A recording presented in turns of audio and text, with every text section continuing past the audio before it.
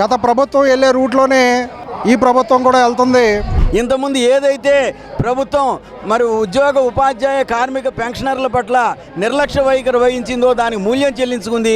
అదే రకమైనటువంటిది రిపీట్ కాకుండా చూసుకోవాలని చెప్పి రాష్ట్ర ప్రభుత్వాన్ని హెచ్చరిస్తున్నాం. రేపు ఉగాదికైనా ఇవ్వండి మహాప్రభు అని మీకు తెలియజేస్తున్నాము. మరి ఎప్పుడు కూడా కూటమి ప్రభుత్వానికి ఉద్యోగులు ఉన్నారని ఒకసారి గుర్తు తెలియజేస్తూ జై ఎస్టీయు, జై జై ఎస్టీయు. 24 నెలల దగ్గరికి వస్తున్న 23 నెలలు పూర్తయినప్పటికీ కూడా నేటి వరకు కూడా ఉద్యోగులతో కానీ ఉపాధ్యాయులతో కానీ చర్చలు జరిపిన పాపం లేదు. పిల్లలకి పాఠాలు చెప్పనే పరిస్థితి లేకుండా రకరకాల యాప్లతోటి ఉద్యోగస్తులను ఇబ్బంది పెడుతుంది. మరి ఈ విధమైన ధోరణి ముందుకు తీసుకెళ్ళినట్లయితే మరి ఉద్యోగస్తులుగా మేము చాలా ఇబ్బంది పడుతున్నాం. కాబట్టి మరి ఫ్రెండ్లీ గవర్నమెంట్ అని నిరూపించుకోవాలనేసి మేము ఈ సందర్భంగా తెలియజేస్తూ ప్రభుత్వం డిమాండ్ చేస్తున్నాం. ప్రభుత్వానికి చాలా సమయం ఇచ్చాం ఉద్యోగులుగా మేము. గత ప్రభుత్వం పిఆర్సీ ఏరియర్లు కానీ డిఏలు కానీ సకాలంలో చెల్లించకుండా చాలా పెండింగ్ పెట్టి ఉంది. మరి ఆ పెండింగ్ బకాయిలు ఈనాటికి మరి కొత్త ప్రభుత్వం వచ్చిన తర్వాత కూడా మాకు క్లియర్ అవ్వలేదు. మరి గత ప్రభుత్వం వెళ్ళే రూట్లోనే ఈ ప్రభుత్వం కూడా వెళ్తుంది. గత ప్రభుత్వం బలవంతంగా పిఆర్సీని ఇంప్లిమెంట్ చేస్తే ఈ ప్రభుత్వం పిఆర్సీ సమయానికి అప్పుడే 3 సంవత్సరాలు దాటిపోయినా సరే ఈ పిఆర్సీ కమిటీని నియమించడానికి మరి కావాలనే తాత్సారం చేస్తూ ఈరోజు ఉపాధ్యాయుల పాలిట మరి చాలా దుర్మార్గంగా వ్యవహరిస్తుంది. దీన్ని మేము ఎస్టీయు దశలవారీ పోరాటంలో భాగంగా మొదట మరి అన్ని ఎంఆర్ఓ ఆఫీసులు ఎదుట, అన్ని మండలాల్లో ఎంఆర్ఓ ఆఫీసులు ఎదుట, అలాగే జిల్లా కలెక్టరేట్లు ఎదుట చేసాం. ఈరోజు మరి రాష్ట్ర స్థాయిలో మరి విజయవాడలో ధర్నా చేస్తున్నాం. మరి ఇప్పటికైనా ప్రభుత్వం ఉద్యోగ ఉపాధ్యాయుల పక్షాన మరి ఒక ఆలోచన చేసి మాకు రావాల్సిన పెండింగ్ బకాయిలు పేరుకుపోతున్నాయి. కేవలం ప్రతీ నెల జీతం మాత్రమే చెల్లిస్తున్నారు, ఎటువంటి పెరుగుదల లేదు. కాబట్టి పిఆర్సీ కమిటీని తక్షణమే నియమించి ఐఆర్ను ప్రకటించవలసిన కోరుచున్నాం. అలాగే పెండింగ్లో ఉన్న డిఏలు కూడా విడుదల చేయాలని చెప్పి కోరుకుంటూ ఈరోజు జేఎస్టీయు. ఈరోజు రాష్ట్ర ప్రభుత్వం ఏదైతే ఎన్నికల మేనిఫెస్టోలో ఉద్యోగులకు సంబంధించి ఆర్థిక అంశాల మీద మేము క్లారిటీ ఇస్తాము, పిఆర్సీకి సంబంధించి కానివ్వండి, డిఏ బకాయిలు చెల్లించడం విషయంలో కానివ్వండి, ఇతరత్ర సమస్యలన్నిటి మీద మేము స్పందిస్తామనేటువంటి చెప్పినటువంటి ఈ ప్రభుత్వం ఇంతవరకు మేనిఫెస్టోలో ఉన్నటువంటి ఏ ఉపాధ్యాయ ఉద్యోగులకు సంబంధించిన విషయాల్లో మరి అమలు చేయలేదు. ప్రధానంగా మరి డిఏలు కానివ్వండి, ఇతరత్ర సరెండర్ లీవులు కానివ్వండి, వాటి బకాయిలు దాదాపుగా 36,000 కోట్ల రూపాయలకి మరి చేరింది. అయితే అవి ఎప్పుడు చెల్లిస్తామనేటువంటి విషయం కూడా ఇంతవరకు స్పష్టత లేదు. మేము ఒకటే కోరుతున్నాం, మరి ఏవైతే మాకు పే స్లిప్పులు ఇస్తున్నారో మీ బకాయిలను కూడా అదేవిధంగా పే స్లిప్పులో మరి పొందుపరిచి ఇదిగో ఇన్ని ఇన్స్టాల్మెంట్లో ఇస్తాము అనేటువంటి విషయమైనా కానీ తెలియజేయాలని చెప్పని, అదేవిధంగా ఒక శోచనీయమైన విషయం ఏంటంటే పిఆర్సీ 12వ పిఆర్సీకి సంబంధించి మరి చైర్మన్ని నియమించడం గురించే ప్రధానమైన డిమాండ్గా పెట్టుకోవాల్సిన పరిస్థితి వస్తుంది.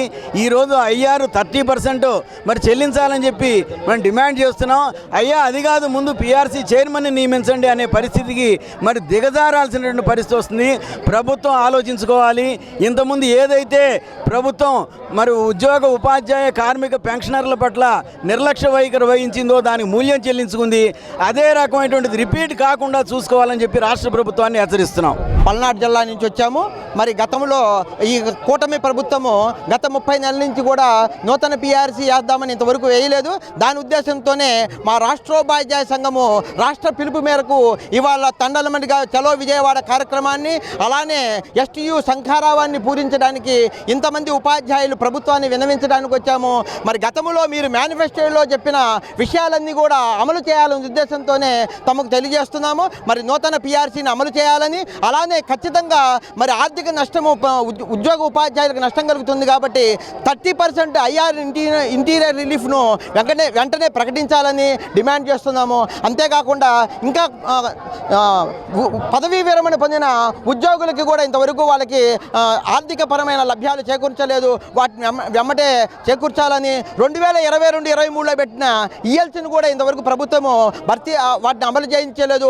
ఈఎల్సీని కూడా వెంటనే వెంటనే ఇవ్వాలని, అంతేకాకుండా 10వ తరగతి విద్యార్థులకి మరి 100 డేస్ ప్లాన్లో కూడా మేమందరికీ కూడా ప్రభుత్వానికి విన్నవించుకుంటూ ఉపాధ్యాయుల విద్యార్థుల సౌకర్యం కోసము అనేక మందిగా మరి పాఠశాలకి విద్యాబోధన చేస్తూనే మా యొక్క ఆర్థికపరమైన అంశాలకు ఇవాళ సెలవు పెట్టి ఇక్కడికి వచ్చాము. ప్రభుత్వం ఒకసారి గమనించి మరి ప్రభుత్వం మేనిఫెస్టోలో ఇచ్చిన అన్ని అంశాలను కూడా దృష్టిలో పెట్టుకొని వెంటనే పిఆర్సీ వేయాలని, 30% పిఆర్సీని అమలు చేయాలని, అలానే వెంటనే ఐఆర్ను కూడా ప్రకటించాలని కోరుతూ డిఏఆర్ఎస్ని కూడా రేపు ఉగాదికైనా ఇవ్వండి అని మన మహాప్రభు అని మీకు తెలియజేస్తున్నాము.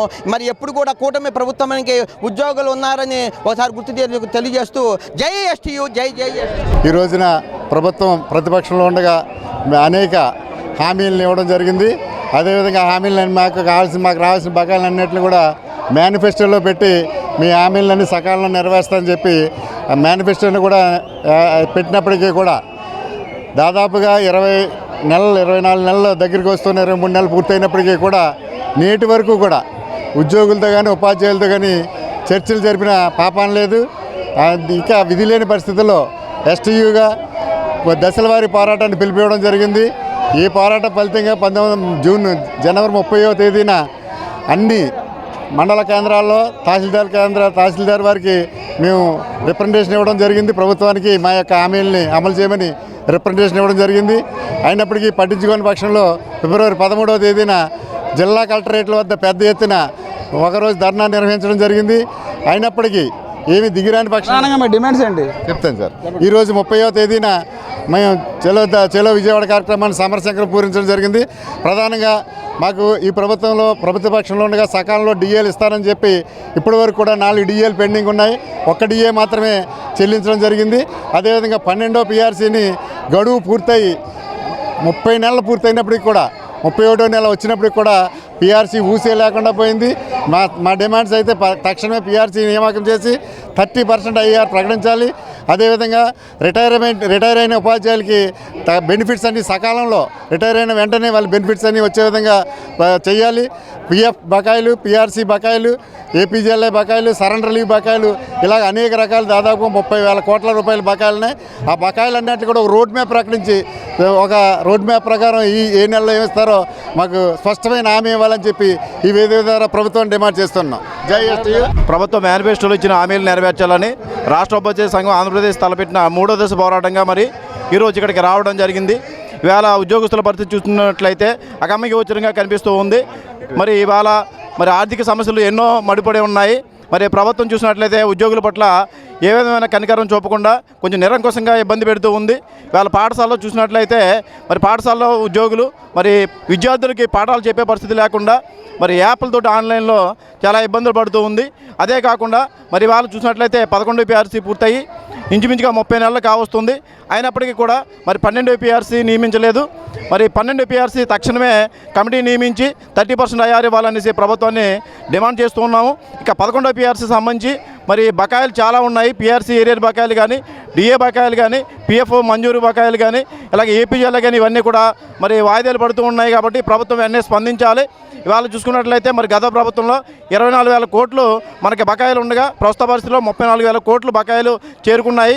ఈ సొమ్ము అంతా ఎప్పటికి ఇస్తుందనేసి మేము ప్రభుత్వాన్ని డిమాండ్ చేస్తూ ఉన్నాము. ఇక చూసుకున్నట్లయితే సిపిఎస్ విధానాన్ని రద్దు చేసి ఓపీఎస్ విధానం అమలు చేయమనేసి మేము ఎప్పటి నుంచో పోరాడుతూ ఉన్నాము.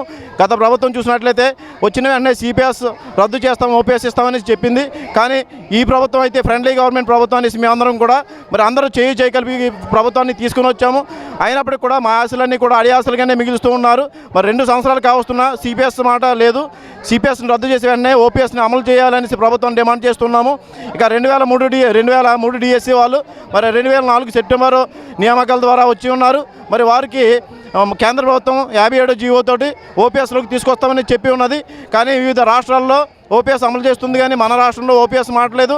దబదబాలుగా వాళ్ళ యొక్క ఉపాధ్యాయుల యొక్క డీటెయిల్స్ మాత్రమే తీసుకుంటుంది తప్ప ఓపీఎస్ని అమలు చేయలేదు. కాబట్టి వెంటనే ఓపీఎస్ని అమలు చేయాలి. ఇక పెన్షన్ల పరిస్థితి చూసినట్లయితే కనుక వారి యొక్క బకాయిలు ఏ విధమైన బకాయిలు లేవు.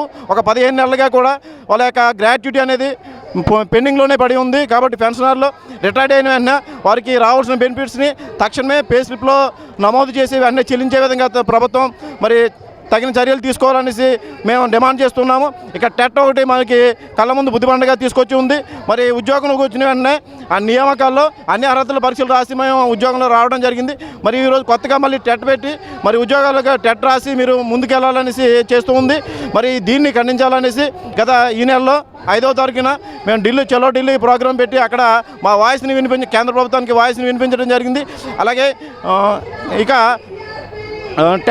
టెట్తో పాటు ఇక ఎంటీఎస్ ఉద్యోగులు ఒకరు ఉన్నారు. మరి ఎంటీఎస్ ఉద్యోగుల పరిస్థితి చూసినట్లయితే వారు 2008 డిఎస్సిలో మరి ప్రభుత్వం యొక్క కొన్ని నిర్ణయాల వలన వాళ్ళు నష్టపోయి ఉన్నారు. కాబట్టి వాళ్ళను కూడా పరిగణలోకి తీసుకోవాలి. ఎంటీఎస్ ఉద్యోగస్తులు వాళ్ళు రెగ్యులర్ టీచర్స్తో పాటు సమానంగా పనిచేస్తున్నారు. కానీ వాళ్ళకి ఆర్థిక భద్రత లేదు, మరి ఉద్యోగ భద్రత కూడా లేదు. కాబట్టి వాళ్ళను కూడా రెగ్యులర్ చేసి మరి రెగ్యులర్ టీచర్స్ లాగానే ముందుకు తీసుకెళ్ళాలి. ఏదైనా అనివార్య కారణాల వలన కనుక వాళ్ళు చనిపోయినట్లయితే మరి ఆర్థికంగా ఏ విధంగా కూడా వాళ్ళకి ఉపయోగం లేదు. కాబట్టి వాళ్ళను కూడా మరి రెగ్యులర్ టీచర్స్లో ముందుకు తీసుకెళ్లాలనేసి మేము డిమాండ్ చేస్తున్నాము. ఇక బోధనేత కార్యక్రమాలు చూసినట్లయితే వాళ్ళ ప్రభుత్వం పిల్లలకి పాఠాలు చెప్పనే పరిస్థితి లేకుండా రకరకాల యాప్లతోటి ఉద్యోగస్తులను ఇబ్బంది పెడుతుంది. మరి ఈ విధమైన ధోరణి ముందుకు తీసుకెళ్ళినట్లయితే మరి ఉద్యోగస్తులుగా మేము చాలా ఇబ్బంది పడుతున్నాం. కాబట్టి ప్రభుత్వం ముందు ఫ్రెండ్లీ గవర్నమెంట్గా ఏవైతే మాకు హామీ ఇచ్చిందో ఆ విధంగా హామీలన్నీ కూడా నెరవేర్చి మరి ఫ్రెండ్లీ గవర్నమెంట్ అని నిరూపించుకోవాలనేసి మేము ఈ సందర్భంగా తెలియజేస్తూ ప్రభుత్వం డిమాండ్ చేస్తున్నాం.